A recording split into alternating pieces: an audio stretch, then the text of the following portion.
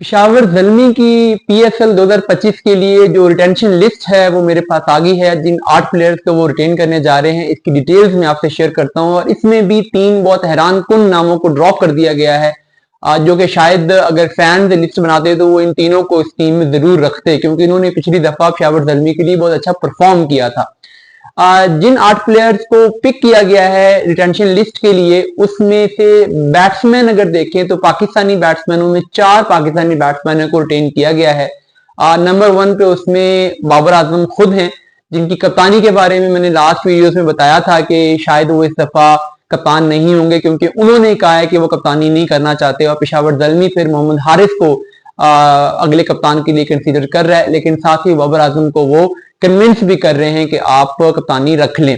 तो Babar Azam platinum category में retain किए गए हैं। उनके साथ साइम अयूब को भी प्लैटिनम कैटेगरी में रिटेन किया गया है। और एक प्लैटिनम पिक ड्राफ्ट में पेशावर ज़ल्मी जाएगा और वहां से किसी इंटरनेशनल प्लेयर को पिक किया जाएगा, तो ये एक स्लॉट प्लैटिनम की इनके पास खाली रह जाएगी। इसके अलावा जो डायमंड कैटेगरी है उसमें उन्होंने अपने बैट्समैन मोहम्मद हारिस को रिटेन किया है। और मोहम्मद हारिस जो हैं, जो कि अभी मैंने बताया कि वो फ्यूचर के कैप्टन भी हो सकते हैं, उनको रिटेन किया गया है। चौथे पाकिस्तानी बैट्समैन जो कि इस लिस्ट में रिटेन हुए हैं वो हैं कीपर बैट्समैन हसीबुल्ला। तो कोटा ग्लैडिएटर्स हसीबुल्ला पर नजर जमाए हुए था, कराची किंग्स मोहम्मद हारिस पे नजर जमाए हुए था, लेकिन उनकी ट्रेड हो नहीं सकी, जिसकी वजह से हसीबुल्ला भी रिटेन हो गए हैं और मोहम्मद हारिस भी रिटेन हो गए हैं।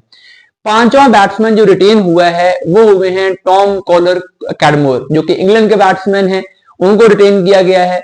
और इनको रिटेन करके 5 बैटर्स अपने टॉप ऑर्डर के पूरे किए गए हैं। एक आधी बैटिंग स्लॉट इसमें बचती है, हो सकता है कि वो कोई और इंटरनेशनल प्लेयर लिया जाए या कोई ऑलराउंडर ले लिया जाए। तो बैटिंग ज़ल्मी ने अपनी काफी हद तक पूरी कर ली है और ये बड़ी सॉलिड बैटिंग है। उसके बाद जो बाकी 3 जो रिटेंशन की गई हैं उसमें एक स्पिन बॉलर सुफियान मुकीम को रिटेन किया गया। ये बड़ी जबरदस्त रिटेंशन है, क्योंकि सुफियान मुकीम रिसेंट टाइम्स में बहुत अच्छी बॉलिंग करते हुए मैंने नजर आए हैं और पाकिस्तान टीम के लिए वो खेल भी चुके हैं। जो बाकी 2 रिटेंशन हैं उसमें एक नाम है जो फास्ट बॉलिंग डिपार्टमेंट है उसमें नवीनुल हक का। नवीनुल हक की अभी प्रोबेशन पे है, अभी उनकी अवेलेबिलिटी पे है। अगर वो अवेलेबल हुए पीएसएल के लिए तो उन्हें रिटेन किया जाएगा, अगर वो अवेलेबल ना हुए तो फिर ऑब्वियसली वो नहीं होंगे, लेकिन अभी उनसे बातचीत जारी है। तो अगर उनकी अवेलेबिलिटी हुई तो पेशावर ज़ल्मी ने अपनी रिटेंशन लिस्ट में नवीनुल हक का भी नाम शामिल किया है। ये उनकी होंगी 7वीं रिटेंशन। और जो 8वीं रिटेंशन है वो होंगे ल्यूक वुड, इंग्लैंड के left arm fast bowler. Last time भी ये ज़ल्मी के लिए खेले थे, नई गेंद इन्होंने बहुत अच्छी करवाई थी, बड़े इंप्रेसिव रहे थे। तो अब अगर आप देखो इस टेंशन लिस्ट को तो इसमें आमिर जमाल नहीं है, ऑलराउंडर आमिर जमाल, जो कि पेशावर ज़ल्मी के लास्ट टाइम उन्होंने एक बहुत जबरदस्त इनिंग्स भी खेली थी 70-80 रन की।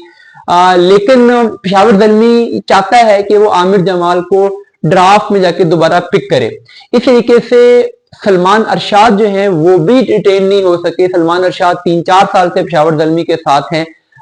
इससे जो पिछला सीजन था उसमें तो उन्होंने बहुत ही आउटस्टैंडिंग बॉलिंग की थी, उनको भी पेशावर ज़ल्मी इस दफा रिटेन नहीं करने जा रहा। लेकिन उनकी जो ड्राफ्ट लिस्ट है जिसमें वो उनको पिक करना चाहेंगे उसमें वो भी शामिल हैं। इसके अलावा खुरम शहजाद जो कि पाकिस्तान की टेस्ट टीम में खेल रहे हैं, पेशावर ज़ल्मी का पार्ट थे लास्ट टाइम भी, उससे पिछले सीजन में, उनको भी शामिल नहीं किया गया। तो ये जो तीनों बॉलर्स हैं इनमें से मेरा यह ख्याल था कि इनिशियली 1 या 2 आमिर जमाल होंगे और सलमान अरशाद या खुरम शहजाद में से कोई एक आ जाएगा।